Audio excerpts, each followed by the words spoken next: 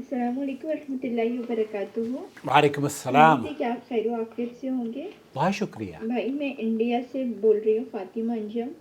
میرا یہ سوال تھا کہ الحمدللہ 2 حاجی میرے گھر سے حج کے مبارک سفر میں گئے ہوئے ہیں۔ اللہ مبارک کرے۔ انہوں نے 10ویں ذی الحجہ میں قربانی، حلق، زمرات اور طواف افاضہ کیا۔ یہ کام کرتے ہوئے انہیں رات ہو گئی اور 11ویں ذی الحجہ کا جو قیام مینا میں کرنا تھا وہ یہ قیام نہیں کر پائے۔ اوکے، وہ مینا کی طرف جا ہی رہے تھے کہ زمرات میں انہیں فجر کی اذان ہو گئی۔ تو 11ویں ذی الحجہ کا جو قیام مینا میں وہ نہیں کر پائے ہیں، تو کیا اس پر انہیں کوئی دم دینا ہوگا؟ برائے مہربانی سوال کا جواب جلد دینے کی مہربانی کریں۔ السلام علیکم۔ وعلیکم السلام ورحمۃ اللہ وبرکاتہ۔ یہ سوال آیا ہے انڈیا سے۔ حاجی مکہ مکرمہ میں ہے، میں جدہ میں ہوں۔ ہونا یہ چاہیے تھا کہ حاجی اگر چینل سے نہیں جڑے ہوئے تو چینل سے جڑ جائیں اور مجھے کال کر لیں۔ یہ جو تکلف ہے نا، ہم 5-10 حلالے بچانے کے لیے اپنے آپ کو خواہ اذیت میں ڈالتے ہیں۔ تو حاجیوں کو میں یہ نصیحت کروں گا کہ جب آپ اپنے ملک سے نکل کر آ رہے ہیں، میرا نمبر لے کر آؤ۔ میرا نمبر تو ہے نا آپ کے پاس، آپ مجھے کال کر لینا، یا بہن آپ ان کو میرا نمبر دے دیتی، عاقل صاحب سے بات کر لیجئے۔ بہرحال دیکھیے، اگر یہ سبب، یہ تاخیر سعودی عرب کے علماء اور مشائخ، سعودی عرب شیخ بن باز کی آواز میں سنواتا ہوں آپ کو۔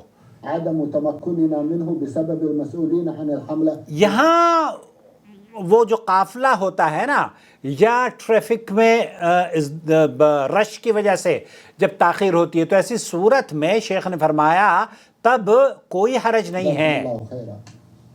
ما دام الواقع كما ذكره السائل جیسا کہ سوال کرنے والے نے اپنے سوال میں ذکر کیا ہے، فلا شيء عليه. فلا شیء علیہ، کیونکہ آپ نکل چکے ہیں مکہ مکرمہ سے، اور مزدلفہ پہنچنے سے پہلے یا منی پہنچنے سے پہلے آپ کی فجر ہو گئی ہے، لیکن آپ راستے میں ہیں، آپ کا قصد ہے اور آپ وہاں منی میں پہنچ چکے ہیں فجر کے وقت، تو شیخ فرما رہے ہیں تو پھر ایسی صورت میں آپ کو انشاءاللہ تعالی کوئی حرج نہیں ہے، کیونکہ رات کا ایک حصہ آپ نے منی میں گزار لیا ہے غیر شعوری طور پر۔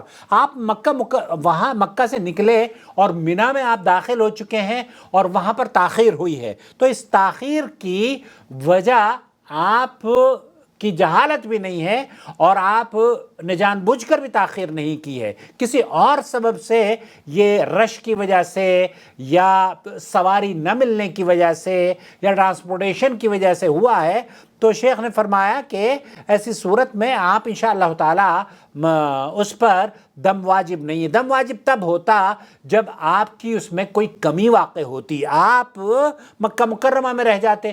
میں تو ہوٹل میں، میرے سب کل ہی ایک فون آیا، انہوں نے کہا کہ ہم نہیں جا سکے۔ کیوں نہیں جا سکے؟ ہم مکہ مکرمہ میں سو گئے۔ ارے بھائی، تو یہ جو وقوف ہے وہ یا مزدلفہ کا قیام ہے، اس کو اہل علم نے، بہت سارے اہل علم نے اس سے واجب قرار دیا ہے۔ والمبیت فی مزدلفہ واجب علی الصحیح وقال بعد اہل العلم انه رکن۔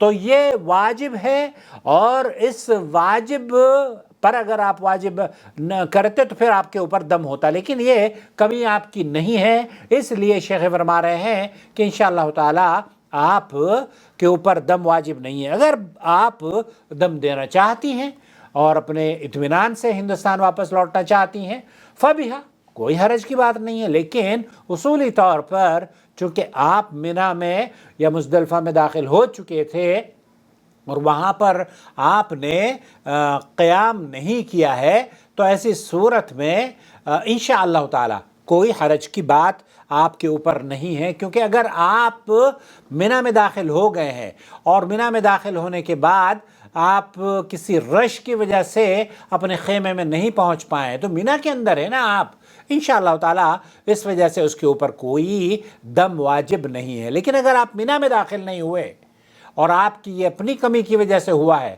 تب پھر آپ دم دیجئے۔